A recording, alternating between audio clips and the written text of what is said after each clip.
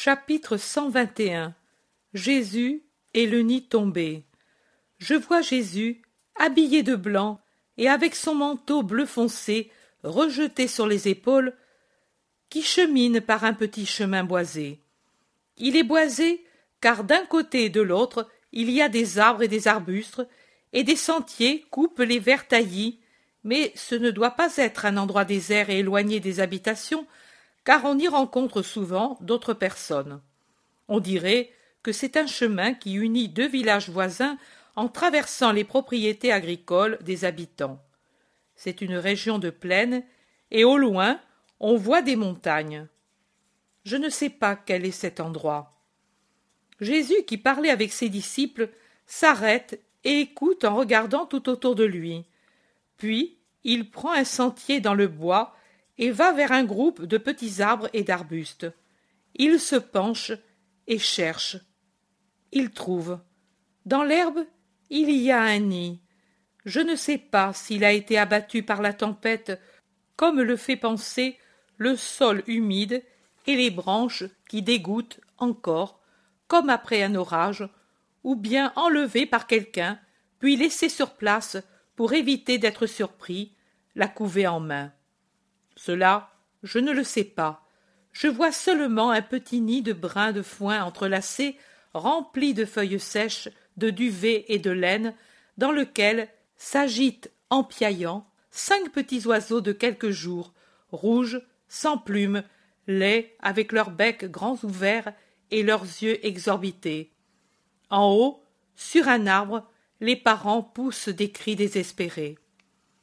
Jésus ramasse soigneusement le nid.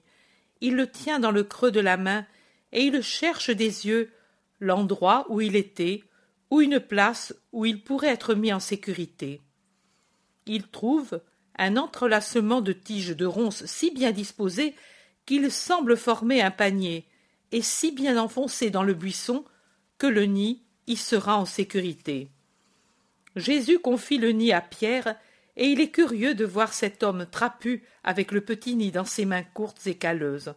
Sans s'occuper des épines qui lui griffent les bras, il retrousse ses manches longues et larges et travaille à rendre plus creux et plus abrité l'entrelacement des ronces. C'est fait. Il reprend le nid et le place au milieu, et il le fixe avec de longues herbes cylindriques qui me semblent des joncs très fins. Le nid est en sûreté. Jésus s'écarte et sourit. Puis il se fait donner un morceau de pain par un disciple qui a un sac en bandoulière, et il en émiette un peu par terre sur une grosse roche. Jésus maintenant est content. Il se tourne pour revenir sur la grande route, alors que les oiseaux se précipitent avec des cris de joie sur le nid maintenant sauvé. Un petit groupe d'hommes est arrêté au bord du chemin. Jésus les trouve devant lui et les regarde. Le sourire disparaît sur son visage, qui devient très sévère, je dirais sombre, alors qu'il était si plein de pitié quand il ramassait le nid, et si heureux quand il le voyait en place. Jésus s'arrête et il continue de regarder ses témoins imprévus.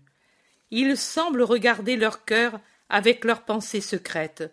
Il ne peut passer parce que le petit groupe barre le sentier, mais il se tait. Pierre ne se tait pas. « Laissez passer le maître, dit-il. « Tais-toi, Nazaréen, répond un homme du groupe. Comment ton maître s'est-il permis d'entrer dans mon bois et y accomplir un travail manuel un jour de sabbat? Jésus le regarde en face, avec une expression étrange. C'est et ce n'est pas un sourire. En tout cas, ce n'est pas un sourire d'approbation. Pierre va répliquer, mais Jésus prend la parole. « Qui es-tu » ? « Le maître de ce lieu, Jochana ben Zakkaï. »« Illustre scribe. »« Et que me reproches-tu » ?« D'avoir violé le sabbat. »« Jochana ben Zakkaï, tu connais le Deutéronome ? » ?»« C'est à moi que tu le demandes ? À moi, vrai rabbi d'Israël ? » ?»« Je sais ce que tu veux me dire, que moi, N'étant pas scribe, mais un pauvre Galiléen, je ne puis être rabbi. Mais je te demande encore, connais-tu le Deutéronome? Mieux que toi, certainement. À la lettre, certainement, si c'est ce que tu veux dire, mais son véritable sens, le connais-tu? Ce qui est dit, il n'y a qu'un sens.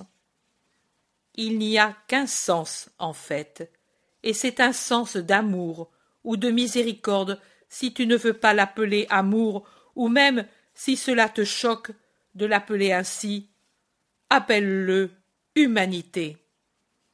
Et le Deutéronome dit, si tu vois s'égarer la brebis ou le bœuf de ton frère, même s'il n'est pas près de toi, tu ne passeras pas outre, mais tu le lui reconduiras, ou tu le lui garderas jusqu'à ce qu'il vienne le reprendre. Il dit, si tu vois tomber l'âne ou le bœuf de ton frère, ne fais pas semblant de ne pas l'avoir vu, mais aide-le à le relever. Il dit, si tu trouves par terre ou sur un arbre un nid, avec la mère en train de couver les petits ou les œufs, tu ne prendras pas la mère, car elle est consacrée à la procréation, mais tu prendras seulement les petits. J'ai vu par terre un nid et une mère qui pleurait sur lui. J'en ai eu pitié, parce que c'était une mère, et je lui ai rendu ses petits. Je n'ai pas cru avoir violé le sabbat pour avoir consolé une mère. On ne doit pas laisser s'égarer la brebis d'un frère. La loi ne dit pas que ce soit une faute de relever un âne le jour du sabbat. Elle dit seulement qu'il faut user de miséricorde envers le frère et d'humanité envers l'âne, créature de Dieu.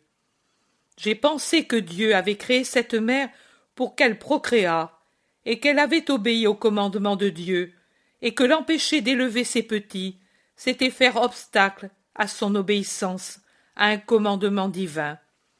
Mais toi, cela, tu ne le comprends pas. Toi et les tiens, vous regardez la lettre et non l'esprit.